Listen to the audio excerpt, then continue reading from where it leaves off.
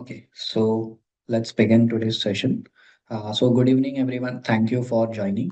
Today, we'll be discussing on a very important yet ignored most of the time, which is an important with respect to succession planning. So, we'll be discussing different instruments, giving you live examples of how to plan it in the most better way.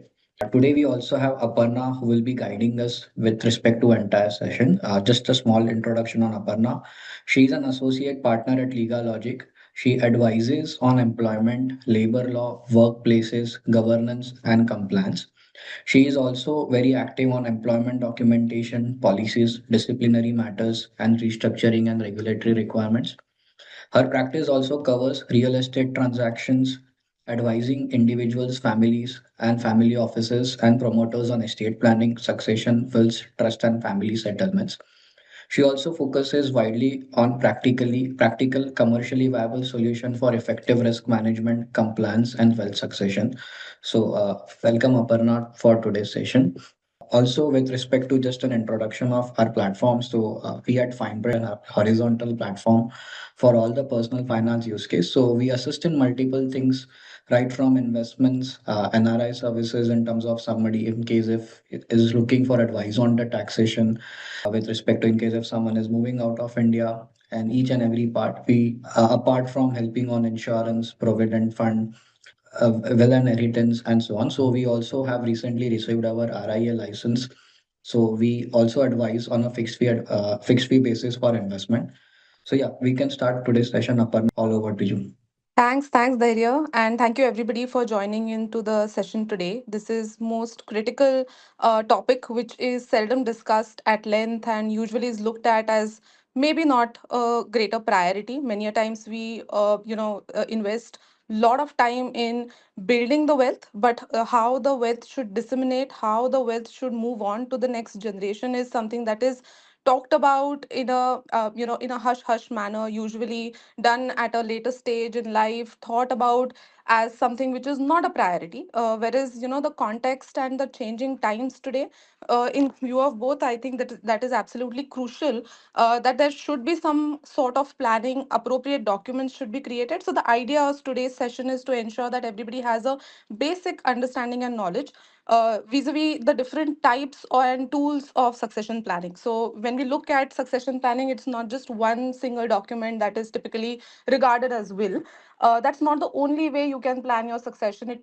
And to each his own. Every event, every kind of situation would demand different types of documents, and these are all essentially tools which can be employed to best secure the interest of your family, to best secure interest of your businesses as well, to make sure that there is some continuity, there is no lapse in terms of moving the assets or wealth from one generation to the other. As a lawyer, I see that there are a lot of gaps when these documents are created, and therefore that has necessitated a conversation where everybody knows and understands what should be, and what should not be. And I'll place a greater emphasis on the secondary aspect of it. What should not be put in the documents as well. We believe in ensuring that the work should be simple, effective, and hits the right objectives that you are planning to make sure and the legacy passes on to. So before we commence, I kind of have a simple disclaimer that this is not a legal advice. This is more of information that is being provided and shared. Depending upon each person's scenario and cases, there could be a different overview. There could be a different granular information that may be required to be taken into consideration for providing holistic advice. So specific advice should be sought based on individual requirements. This is going to be more of a subject overview from a eagle's perspective. Before we start, I'll just give two quick stories, and I'm sure that most of us are already aware what usually a will is, what kind of situations will deals with. And I'll be concentrating during this presentation on what happens in absence of these documents as well. Just to put in perspective the journey where these documents, if are missing, what kind of situations or scenarios may arise, and therefore there could be a lot of expenses, there could be certain burdens which we can avoid altogether and use flexibly under the legal framework which is available today. So a quick story is that one of our clients, and we advised in this matter quite extensively, had an aunt who made her will. This was made without legal consultation or maybe with partial legal consultation. I'm not aware because this came to us after they had signed it. She passed away, leaving behind her niece. And she wanted to give everything to her niece. She was not married. The aunt did not have any children as well. So the will was created such that everything was to devised to go to the niece except a particular flat which was not mentioned. It was left out from the will, and this flat was owned by the aunt who passed away along with her sister, that is the niece's mother. Now, both of them held 50-50% of this asset. And I believe they were under the impression that because the first holder was the mother of the niece, it was not required for the aunt to put it in her will, was their understanding. That unfortunately law doesn't work that way. So what had happened is, because there was no language, no miscellaneous language, no overarching language, this led to the disposal of this particular flat, the 50% that the aunt owned. It devolved as per the Hindu succession laws. It was as per the personal laws. So in absence of a will, personal laws take over. Personal customary laws also take over on how the division will happen. The aunt had five siblings in total, and many of them had already passed away. They had aged, they had their sons, daughters in the next generations in line. And therefore we had to divide and see how many shares actually were there as per the Hindu succession act. So there are class 1 heirs and class 2 heirs, and I'm not going to go into the greater details of how the distribution would happen. But because she was a female whom did not leave a will for that particular asset, there were different sections which were applicable, and devolution happened accordingly. So when compared, we found that the lineage went up to 16 legal heirs who were identified for this 50% of flat.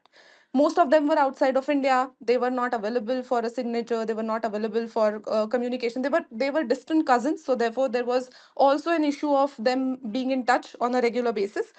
And with this, we were presented with a problem which could have been resolved very easily by putting one statement into the will. So these kind of aspects many a times are overlooked or may be overlooked when creating a will, and therefore it is absolutely crucial to ensure that the will language is unambiguous. It is very clear and it doesn't really leave any room for interpretation or scope for different interpretations altogether. I'll give you another quick story. This was regarding a client who had, they were daughter. There were three siblings together, two daughters and a son, and the father owned few lands and a residential house. Now he had promised those lands to the two daughters and a living house to the son. This was a mutual understanding. After few years, when the daughters got married, they were away in their families, and they were busy overall, and the son pushed his father to make a will.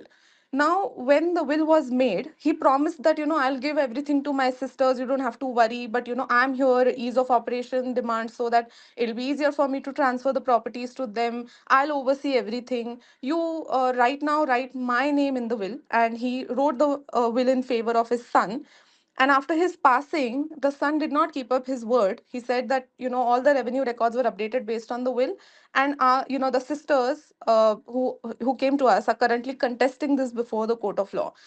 My question, the first instinct as a lawyer would be, could this be avoided easily? The answer is yes. So, unambiguous will is equally important, not just creating a will or not just creating a tool, but making sure it is not left for anybody's interpretation is equally important. Now, why would we place so much of critical importance to succession planning matters?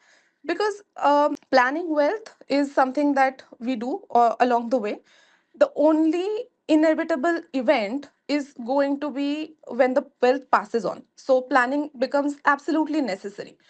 Every person will eventually pass on the wealth. The only question is whether how it is done, whether it is done in a super effective manner where you do not have to go to court, where there is no litigation, there is no dispute, the family stays together, there is a lot of legal protection, everything is ready before me. I just have to make sure that I need to take care of those assets and take it further, versus a situation where there is disruption, there is chaos, there could be an issue where people do not know what kind of assets are being passed on at times. So we work with a lot of IT companies as well, and in one of the cases, we came to know that the wife had made an application to the company stating that she had no idea where the assets of the individual were after he had passed away during COVID. It was a very, very difficult time for everybody, and especially for people who lost their loved ones in a very, short span. And there were no planning around how and where the assets are. Many times we, seldom disclose these aspects on a very routine basis within the family, and therefore it led to a situation where there was no clear plan or clear path that the wife could follow. And this can be avoided simply by putting everything together in a form of these estate planning mechanisms or methods. Now it is about control. It is about the continuity and, of course, the clarity. We call it the three C's of succession planning, making sure that there is some kind of control and continuity to the assets without any ambiguity. I'm stressing on this word a lot again and again because that's the intent. If that's done, there is no court intervention. There is limited situations now with the recent amendment in December 2025. Probate is not required as a matter of necessity under the law. If at all if anybody wants to apply still for probate, that's a separate issue. But legally, as a compliance check or as a mandate, probate is no longer essential under our laws. Now, what are the impacts? If a person dies without making a will or without planning the estate succession, the distribution mechanism, if it is not provided, the personal laws take over. Now, personal laws for every single religion are pretty different. In case a Parsi dies intestate or a Christian dies intestate, that is without making a will, the method in which their properties will devolve, the share, the determination of it, largely depends upon the family that is currently in existence. The family tree is to be drawn. Then identifying each person's share happens, and then it passes on. For a Hindu dying intestate, there are classes of heirs. There is class 1, class 2 who take an exclusion with one another. So there is a lot of fragmentation of the property that happens as well.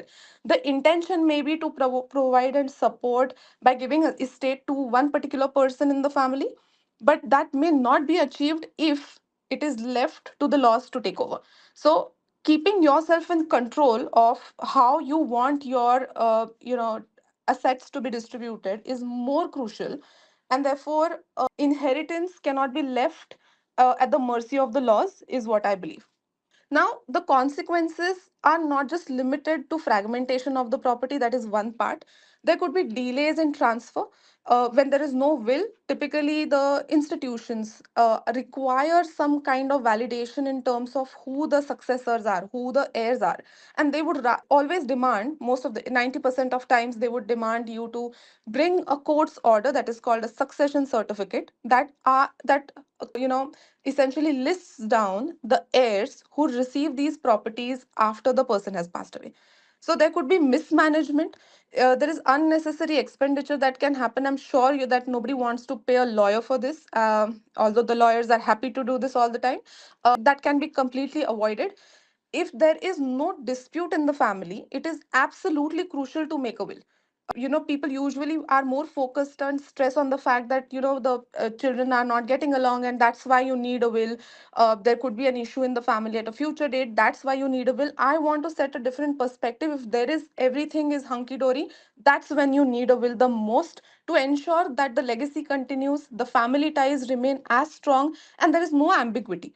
Everybody needs to respect the wishes which are captured in the will, and therefore the loss of family wealth and fragmentation disputes can be easily avoided by planning a very simple document.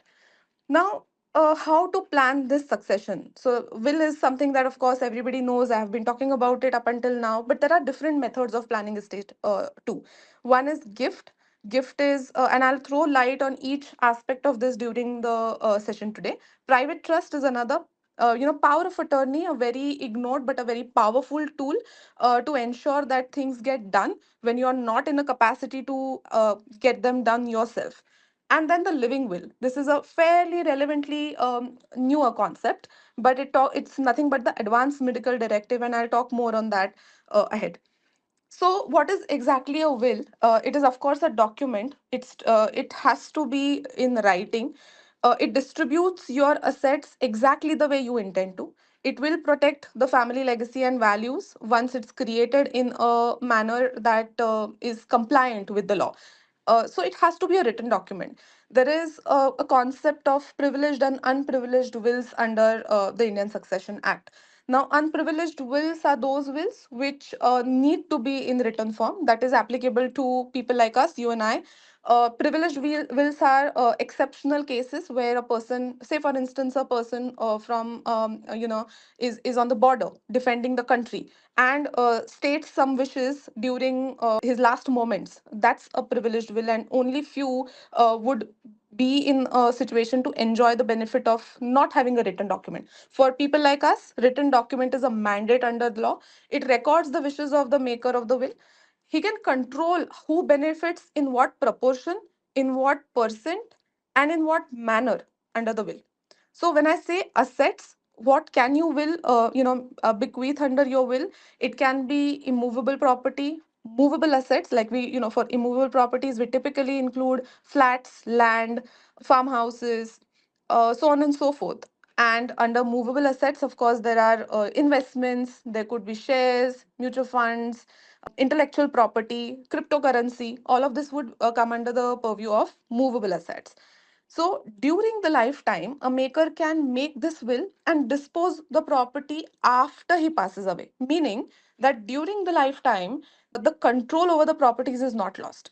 So we usually do get typically, questions around this a lot, that if I make my will today, will I be in a position that I will not be able to alienate or, sell off that property or, deal with that property further? The answer to it is very simple. The ownership doesn't get transferred till the time the will doesn't become effective. The meaning is that during the lifetime of the person who has written the will, the property remains fully under control and of that person. So it can be disposed of however, whenever they want to. Will can be is such a flexible document. It can be amended and revoked at any time by the maker during the lifetime. There is no particular count that this is the number of times I can make my will. You can make it at any point in time you feel that the earlier document has become redundant. There is a change in life, there is a change event that has happened. It could be any situation that has come up, and therefore will can be changed. There is no stamp duty applicable for a will. Zero stamp duty is payable over a will. It is not required to be stamped. Neither stamp duty is applicable for transfer of the properties under the will. For instance, if I transfer anything by virtue of a gift to another living person during my lifetime, it will attract a stamp duty, maybe 3%, 4%, or if they are not in my relation, then 7% is the maximum extent of the stamp. But that's not, applicable to a will. If property moves through a will, it does not require stamping at any point in time. The beneficiaries are not liable to pay tax, that is, no inheritance or gift tax is applicable on wills under current laws. So in addition to your properties, which could be self acquired, it could be separate, it could be jointly held property with somebody, it could be a share in the HUF in a Hindu undivided family hierarchy, or it could be a share in the ancestral property. Well, all of this can be willed. There are certain other things which can be secured under the will as well. One is where there are minor children in care, then appointment of the guardian can be done through a will. It is recognized under the law. Provisions for last rites, debts, or liabilities and other expenses to minimize agony or an uncertainty to the beneficiaries can be achieved under the will. Any expenses towards pets, donations, and charity, and we know famously that Princess Diana also left certain legacy for her butler under her will. That as well can be something that can be addressed under the will and be given. So it is not necessary that will should include only the legal heirs. It could be somebody beyond the family members as well who can be provided for under the will. So typically in cases where there are live-in situations, where there are no spouses and people are living in together, in those circumstances, through in the Succession Act, the properties may not be passed on to the partner because they are not legally recognized as class 1 or class 2 heirs. And therefore, in those situations as well, it is crucial that the will must be created and appropriately written to ensure that nobody who is in care or who is in dependence of the person who's making the will is left out or doesn't receive that benefit which is intended for them to be received.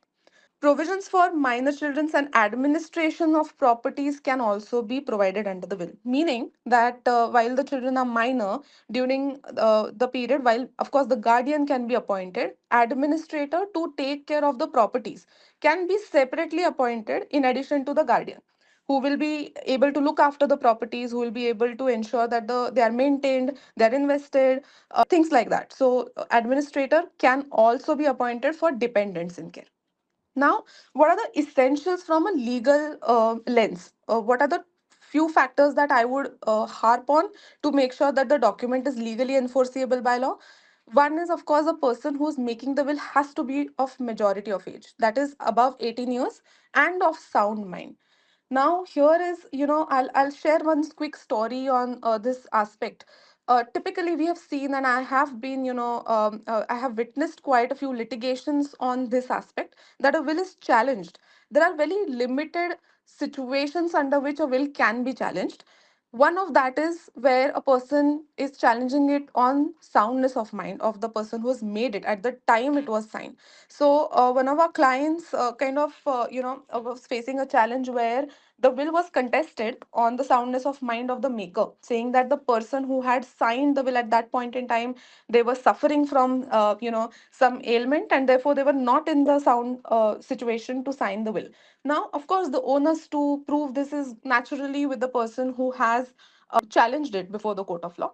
But this can be avoided by simply putting a medical certificate by a registered medical practitioner to the will. And typically, this should be done at least one day prior or on the same day, typically when you sign the will. So it can be avoided. Soundness of mind, can be put to rest as an argument entirely by having a medical certificate. And unfortunately, in this case, the medical certificate was missing. So there's where the challenge arose, and of course, then it had to go to court. There were a lot of back and forth. Then the witnesses were called, and bunch of things like that happened, which could have been avoided by simply taking a medical certificate. The will must be in writing and made during the lifetime. So it has to be signed by the maker in presence of at least two witnesses. Now, these witnesses typically need to be independent people. If they are receiving benefits under the will, that could be looked at as conflict. Therefore, as far as possible, the witnesses to the will should not be the beneficiaries under the will, the people who are receiving benefits. It should not be made under any influence or under coercion. Any kind of document made under influence or coercion in India can be revoked or can be declared null and void on these grounds.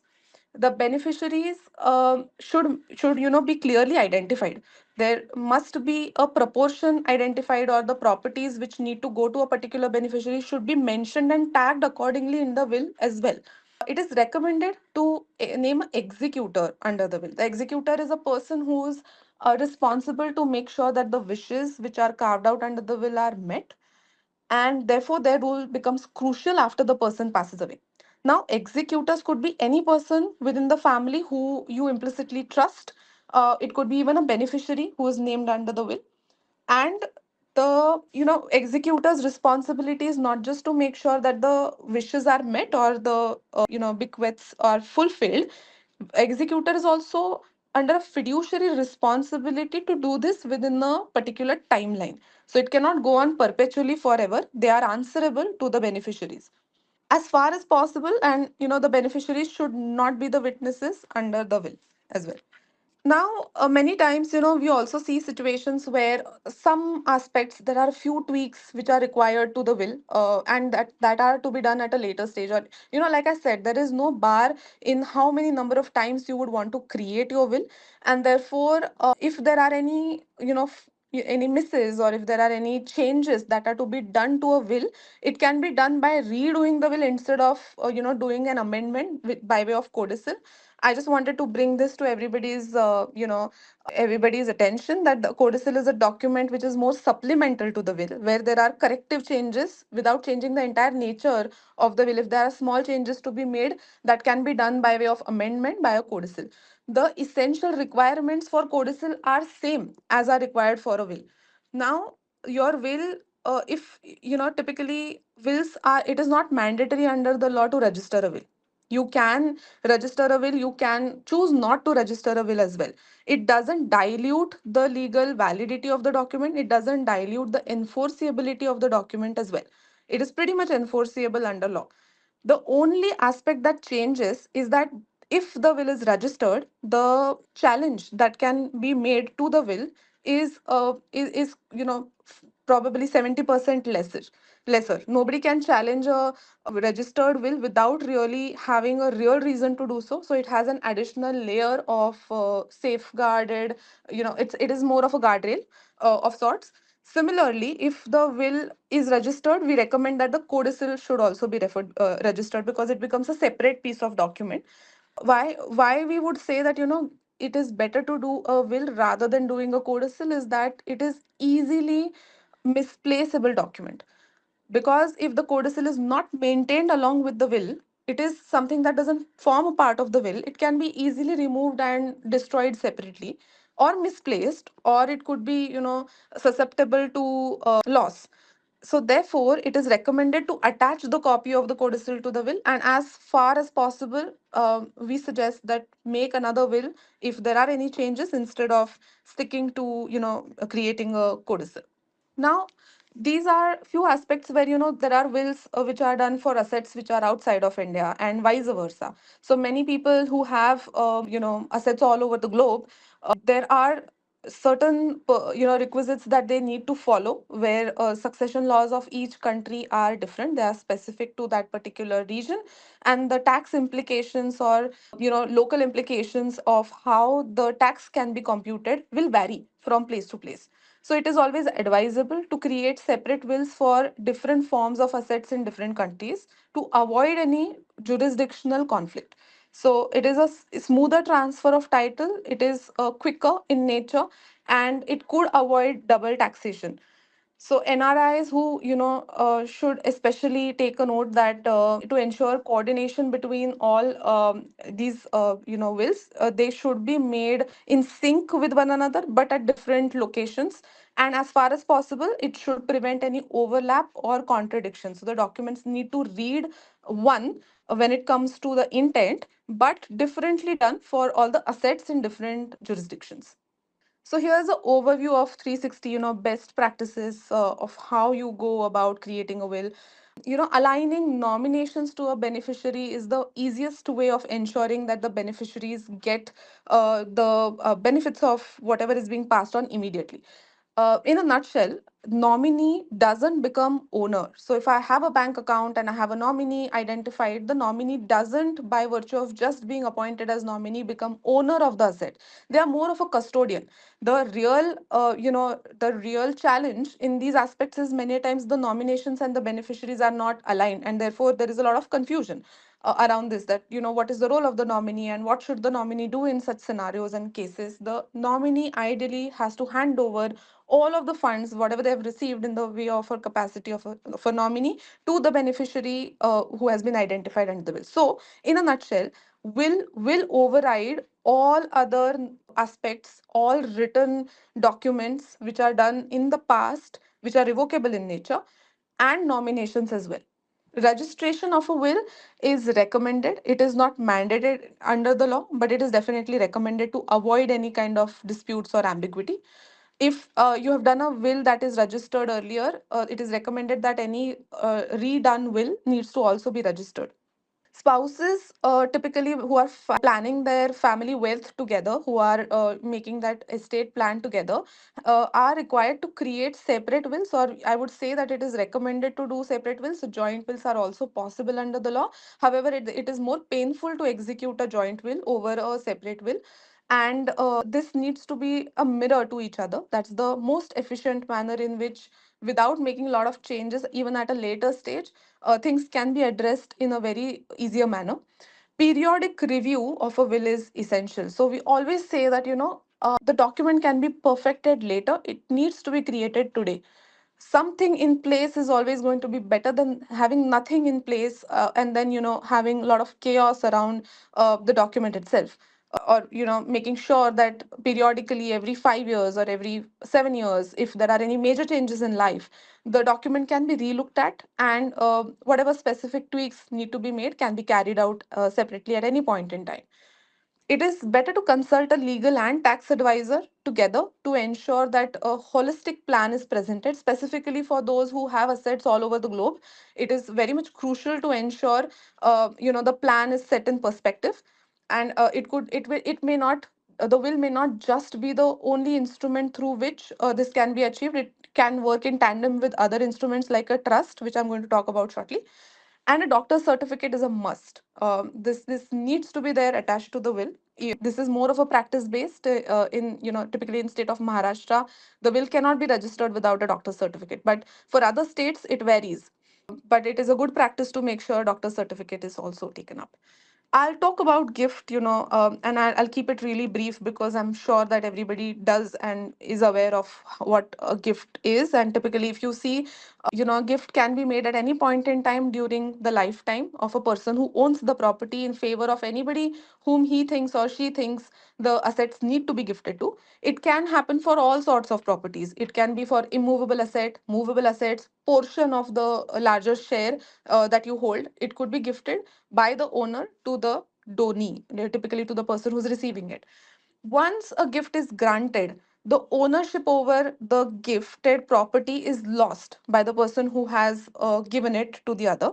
So it is almost always irreversible unless and until it is conditional in nature, and therefore, there are specific considerations which are taken into practically into, you know uh, considerations which are practically looked upon typically, where gifts could be irreversible, but there are very limited aspects where this can happen.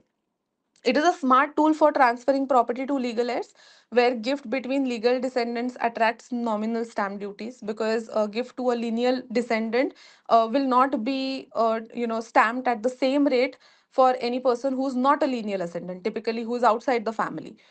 So it can be used for remittances under LRS, to permitted or close relatives, and it is of course subject to the regulations and limits, regulatory limits that every year there are, and exceptional circumstances you'll need approval and stuff like that. So there's no gift tax applicable over gift instrument. If it is pertaining to any immovable property, registration of gift instrument is mandatory. It must be registered. Rest, if it is some gift which is given on certain occasions and handed over, if it is a movable asset, even if it is handed over, it will be considered as gifted. It doesn't require any instrument of gift in record in writing, or it doesn't require to be registered either. A document that needs to be registered, that is a gift instrument, has to have two witnesses at least who also see the document being executed. The third and most crucial part of piece of succession planning is a private trust. Private trust is an instrument which may not be something that everybody needs to create. It depends on what is the objective. Largely depending upon the objective, the document can be created. For ease of understanding, I just have a triangle here that kind of shows who are the people who will be involved in the maintenance, running, and seeking benefits out of the trust. So, a settler is nobody else but the person who settles the trust or creates the trust for the benefit of the beneficiaries. So, the ultimate person who derives any kind of benefit from the estate of the trust or trust corpus will be the beneficiaries, and they could be identified by the settler by providing that in a written document called as a trust deed. And the other aspects of managing the trust, of overseeing the investments in the property, making sure that the properties are taken care of in accordance to what the trust document says, is the role of the trustees who are appointed by the settler as well. Now, there are two types of trusts. Public trust is usually the trust where you require, charitable commissioners' involvement. We are focusing on private trust that is created under the Indian Trust Act 1882. It is governed by 1885. This is governed by the Indian Trust Act. It doesn't require any form of permission from charitable commissioner for either creation or dissolution. It can be done independently. This is more of a document in which the rules can be set for how exactly the properties will go to the beneficiaries, meaning whether it will be periodic disbursement, whether it will be disbursement based on their needs, whether it will be done in any particular mechanism, percentages, everything can be written down today and needs to be followed to the T by the trustees, and the beneficiaries can seek the benefits out of it. Now, this is a beautiful way or tool to plan the succession in case where there are people who are dependents in care. There could be specially able children, there could be beneficiaries who require certain assistance during their lifetime and they cannot financially take those decisions and calls for themselves. They could be minor beneficiaries as well, or there could be older parents in care. There could be, close relatives who require assistance and are dependable. In these cases, they can, considering private trust planning can be one crucial step. Even in cases where, we have seen families where the children are not in India, they're outside of India, and the trust structure works better for them to kind of have this disbursement over a period of time without attracting lot of inheritance tax or wealth tax outside of India as well. So it is also beneficial for creating continuity or legacy of businesses. We have assisted a couple of businesses also ensure that their continuity is not affected by creating a trust. That's also possible under private trust amongst other things. And it can be created during the lifetime of the person who's the settler. Typically the person who writes the will and the trust is the settler, for instance. And there are two mechanisms, like I earlier said. One is where is considered as a trust can be formed under a will, and second is where the trust can be created as on date today, with small amount being moved to the trust as trust corpus, and the rest can be pushed through a will. So a will and a trust are a very excellent combination together, agnostic of what the tools and objectives are. These two methods can be the best methods to address any issues of wealth management and planning. There is a lot of independence to choose who the trustees will be. You can set the rule of the games that govern the trust. There are rules for expenses and investments which can be laid down additionally as well, and it helps to ring fence the assets or transfer the properties from one generation to the other in a smoother format. Like I said, the type of trust or the nature of the trust can be determined on the objective. Why I'm creating a trust is absolutely crucial for me to advise or understand as a lawyer what kind of or nature of trust would work best for such person, whether it is discretionary or non-discretionary, revocable or irrevocable. All of these are pretty legal terms, and without diving too deep into it, all of this can be determined once the objective is set in perspective. It can be if will is a effective tool along with the trust that is in place, it will not attract any stamp duty. That is, pushing any immovable property through the will into the trust doesn't attract stamp duty. And a testamentary trust offers more flexibility vis-a-vis private trust, because the private trust once created, there are only few considerations under which it can be terminated or dissolved. So it needs a granular level planning. The document needs to be looked at from a very holistic point of view before it is created. Like I said, therefore private trust may not be for everyone, but the if the purpose and objective is to ensure that the legacy continues, if there are dependents in care, this could be one of the greater tools to ensure that everything is addressed under the realm of private trust. Another important document is the power of attorney. It is a tool which lets you delegate the authority to a trusted person to manage the assets or finances in absence or in such a situation where you yourself are not able to administer the estate because of a paucity of time. It could be because of constant travel. It could be because of any other reasons as well. It is most underrated tool, limited in use. The property and assets can be managed transactions can be managed through a power of attorney, specifically for inheritance planning or succession planning for elderly or for those who are incapacitated and are unable to carry out their functions on a daily basis. This allows a lot of flexibility, and the individuals can act on behalf of such people to ensure that the activities which are very routine can be carried out. Bank account management, property management, all of this can form a part of the power of attorney. The scope of power of attorney can be as limited, as specific as intended, or as broad as may be required.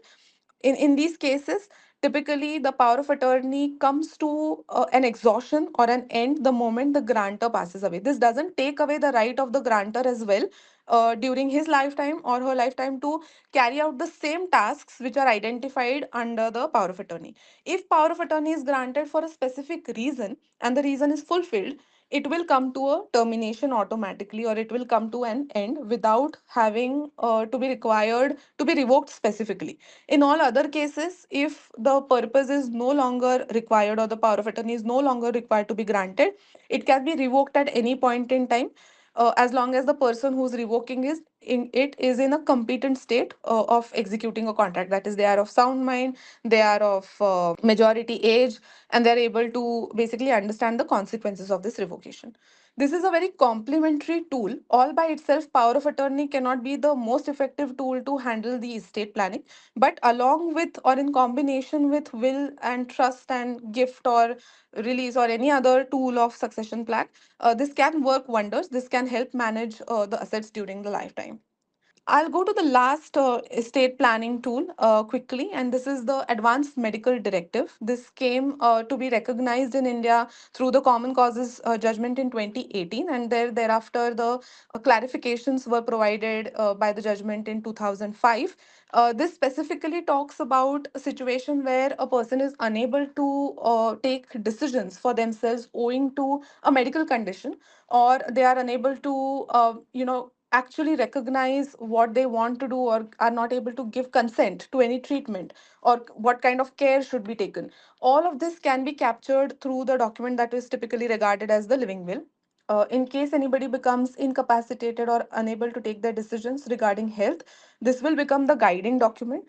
What can be recorded in this document is, the manner in which the medical treatment should take place, what kind of care should be given, if it must be palliative in nature or aggressive, whether surgery is to be done or not. All of this can be recorded in a written document, and this document becomes sacrosanct, irrespective what the wishes of the legal heirs or the children, or any other person in the family is. This document will override that, because it's a straight communication from the person who wishes to be treated. Our law recognizes, from those times, the right not to be treated, and that's exactly what can be also put down in this document. It can include things like, life support provisioning, any other critical choices that one has to make. It's a difficult choice for family at any juncture to deal with these kind of situations, but it provides, some kind of guidance and helps take or reduce that responsibility, or take, in critical times it really becomes effective as a good tool of ensuring that the wishes are respected and the family is not burdened, and the autonomy can be also exercised. This has requirements similar to that of will. There are provisions of naming an agent who will be responsible to make sure that the medical treatment and condition is treated accordingly to the wishes which are noted down. The family doctors, or guidelines with respect to the nature and treatment can be written. Any person who's above age of 18 and of course is competent to contract can make a living will or advanced medical directive, and it must be signed. There is no requirement of registration. There are separate provisions regarding notarizing this document. There is a portal, which is right now activated by the government to make sure that the power of these advanced medical directives are uploaded to such portals. So there are a separate set of processes which are to be implemented by virtue of this 2025 judgment. The direction has been already passed in this regard, and most of the municipal corporations currently are working towards making sure that the storage facilities are provided, and the checks are done at a local level. With that, I think I'll stop and I'll take questions. Thank you so much for such insightful sessions. We'll move on to questions. Also, in case if you guys are interested for other webinars as well, please log into our website and apply for the webinar. Also, Aparna, can you move to the next slide? In Yes. case if anyone has a one-on-one query, you can book a free call with us through the website, and please use the code TFP will so that your call will be very free, and you'll be given personalized guidance with respect to all the queries which you have. Okay, so moving to the query, first query is from Kaustubh. Which assets based outside of India can be covered by a will registered in India? Okay, I'll answer that quick. All assets which are outside of India can also be captured in the will that is created in India. The only challenge of doing this is the execution part of it. In different jurisdictions, there are different requirements. For example, if a will is created outside of India, which mentions the properties in India and needs to undergo a specific process once it reaches India. So for instance, if a will is from executed in US and it talks about properties which are there in Bangalore in or in state of Maharashtra, the will needs to be adjudicated authenticated before the court of law in India for it to become enforceable and take effect. This can be this hassle because this takes a lot of time. Once anything goes to court, there are different considerations like payment of court fees, payment to the lawyers, a waiting period. There are different types of processes that need to be followed once the case is heard by the court as well. So there will be issuing of public notice. They have their own processes. It is a very tedious time, that and a very lengthy process. So it may amount to the properties being in abeyance for a longer time. So I know I am the owner, I'm the rightful owner of the properties, I want to use it, but I'm not able to do so unless the court certifies it. So it's best to avoid it. While you can include the properties, I would rather recommend not doing this and creating different will for different jurisdiction.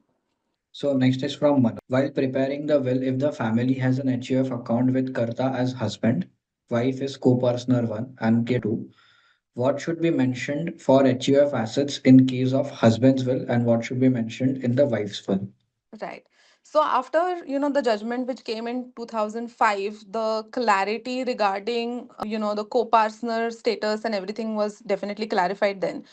In the will of the Karta, only his share can be mentioned. While the Karta is able to take decisions on account of the entire family, should there be certain exceptional circumstance, the is in no position to dispose of the entire HUF or property, or he cannot be said to be the owner just because he's the Karta. He doesn't become the owner of the entire asset that is forming part of HUF. This will be only proportionate to his share, and that can be willed.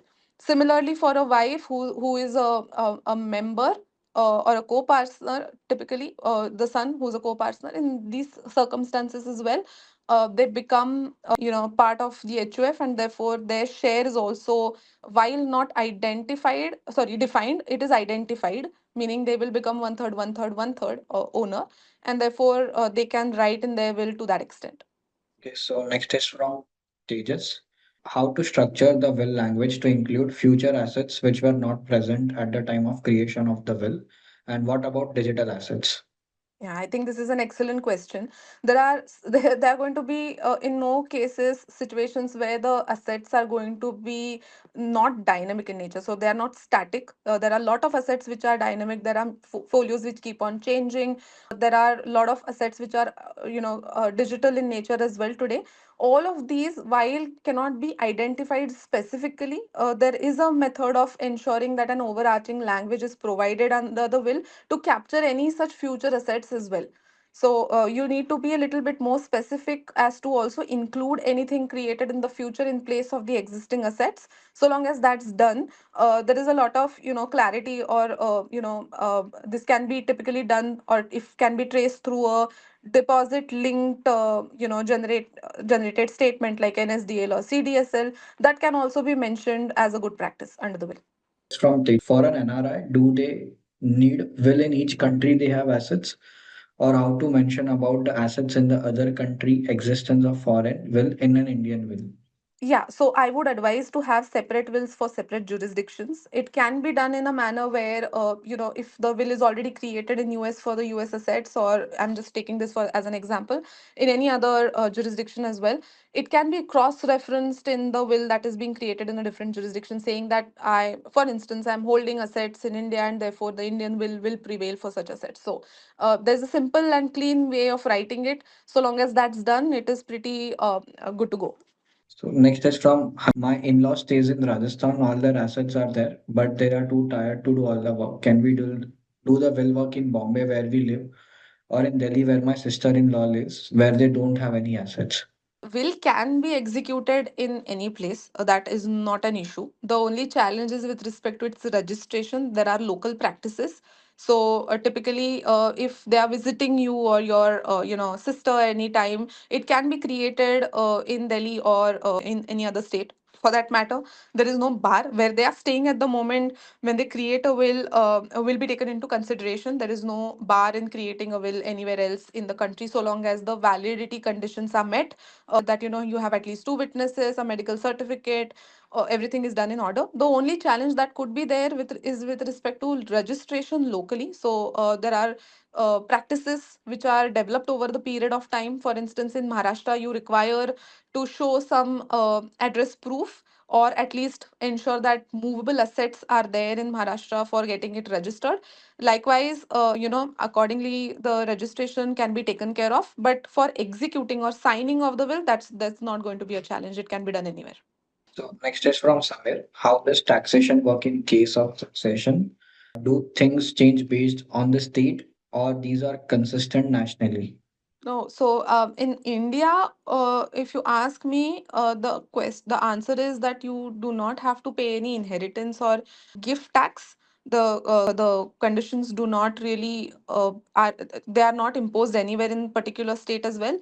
But if the residents are outside of India, there could be implication in inheritance tax outside of India at times. So this needs to be consulted more closely. There is, on a very generic level, this is the extent to which I could answer this, but this will require greater study if this needs to be, looked at more granular manner. So next is, if a mutation is done, what revenue department documents have to be updated? What if the property tax is still being submitted on the person who is passed away, or someone who else is paying the property tax other than the people whose name is in the mutation? Right. So all these are forming a part of the revenue records, the mutation entries, the index two reflecting in one person's name. Of course, because it is recorded by virtue of a transaction, which will not happen naturally once the property is passed through will. In cases of property tax or electricity bills being updated, all of these are more of revenue records that are getting updated. In no way these are conclusive proofs of ownership. The transfer happens only through the will, and therefore who is recognized as a beneficiary under the will is the real owner. So if the question is that whether I can determine somebody's ownership by virtue of a mutation entry, it is more of a revenue record. It doesn't become a conclusive proof of ownership. These need to be, of course, transferred in the name of the beneficiaries at the relevant time. But if it is reflecting the erstwhile owner's name, that can always be done, at a PMC level, or, meaning municipal corporation level, or, by employing different methods, by approaching the local office or circle. So next is from Nitin. Would a video-based will also qualify as a lawful will? Video based will, so somebody who's narrated what they want. If in addition to that they have written down, then yes. If it is not in written form, it could be a challenge. It will be a challenge. So next is from Anup. Bit of personal may apply to other who needs multiple wills. Will appreciate an answer if a relative will assets to me. Can I include them in my own will? Okay, so if I get this correct, here the question is whether property that has been gifted through somebody else's will, can I include it under my will? Yeah, Um, yes, Not definitely. gifted. So he has written, if a relative wills assets to me, can I include them in my own will? Yes, yes, that's doable. Okay. So next is from Kaushi. Please define few changes which can be included in codicil. Want to clearly ascertain as to Under what circumstances the new will is required, especially in the light of changes in the number and types of assets.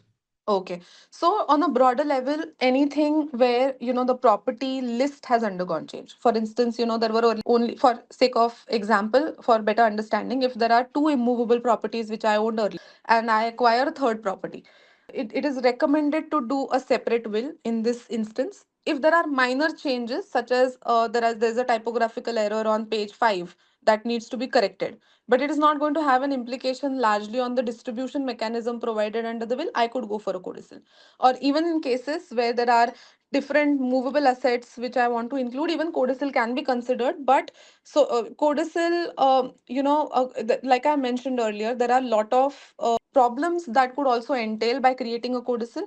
If document is not preserved in the right manner or is not stored in the right form, if it is probably left out or is lost because it's a singular piece of document not attached to the will, there could be challenges in honoring the wishes or meeting with the wishes, and therefore it is better to get the fresh will executed if there are any changes. Next is from Jay. Wills do not override joint account holders or nominee in demats. Is that correct? Sorry, will do not override. Or nominee in demats account. Wills override nomination 100%. Joint ownership is where, for tax purposes, the joint ownership is looked at very differently. Legally, when there is a joint ownership over any asset, even if it is mutual funds, it is presume that it is 50-50% ownership unless a different percentage can be proved in writing.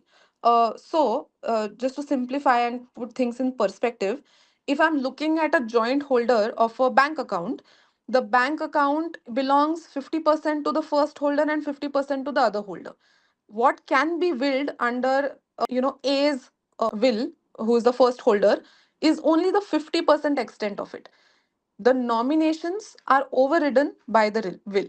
Nominees do not become owners. Even if you don't have a will, nominees do not become the owners of the asset in any scenario.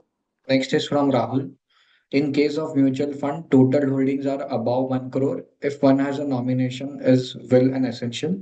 Sorry, Dharya, you'll need to, take me back to the question. Sorry, yeah. So in case of mutual fund holdings above 1 crore, if one has a nomination, is a will still required? Yes, yes. Nominations don't guarantee the ownership of the asset. If the intention is to pass it on to nominee, that needs to be effectively recorded through the will. Nominees are only custodians of the asset. They need to hand over the asset to the legal heirs or the beneficiaries identified under the will. In absence of a will, it will move as per the personal succession laws. And then you will be, I mean, it's not a choice to pick. It will be what the law says, and therefore the nominee will may not receive anything at all if the will is not in place.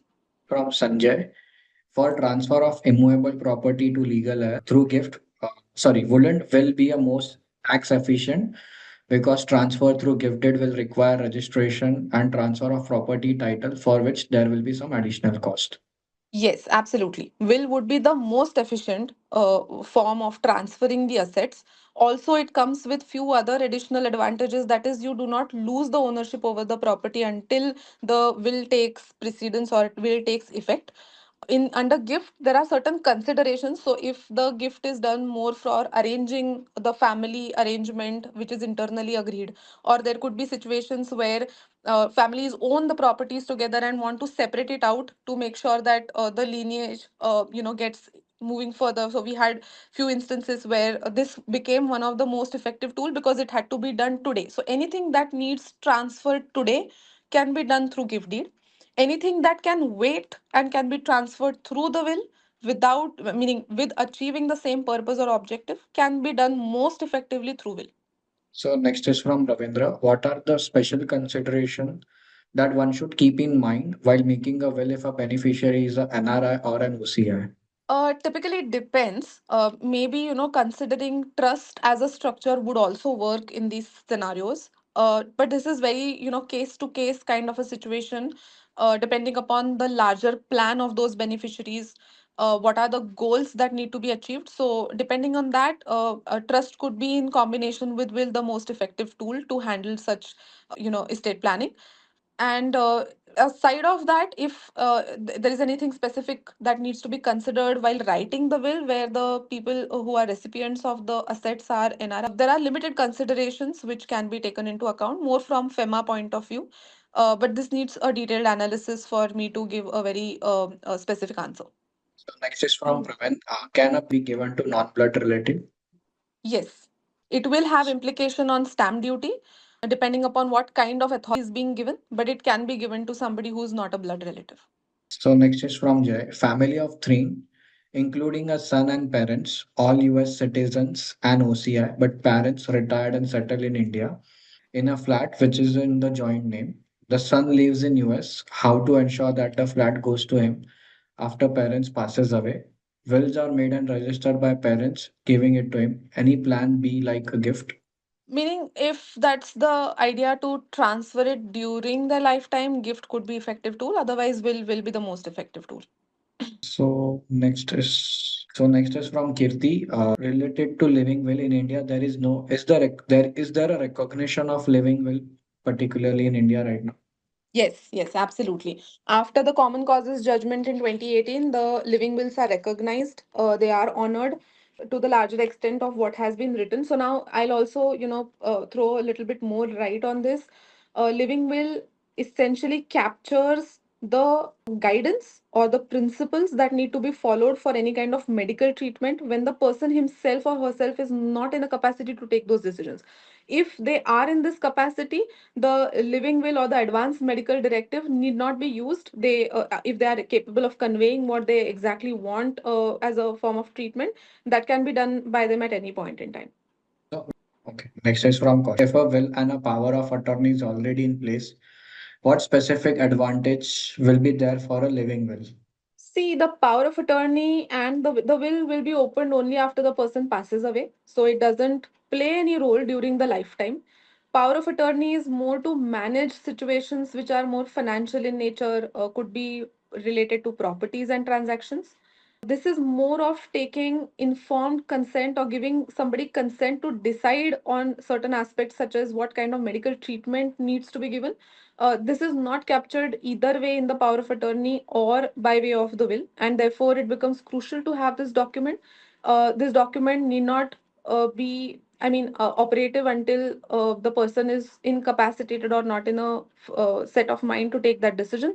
It can be used as a separate document and it is recognized under law. So yes, in addition to that, because power of attorney may not address is situations for treatment to be provided in cases of medical incapacity.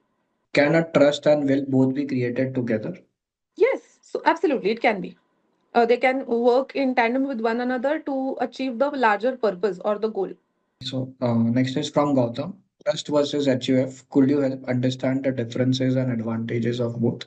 I could throw light on differences given the paucity of time. We are 10 minutes over already, but on a brief level, I can say that trust is a structure which has a lot of rules which are provided for by the settler. There are identified beneficiaries who do not participate in how the properties are managed, but more take benefits out of the trust property or the incomes of the trust.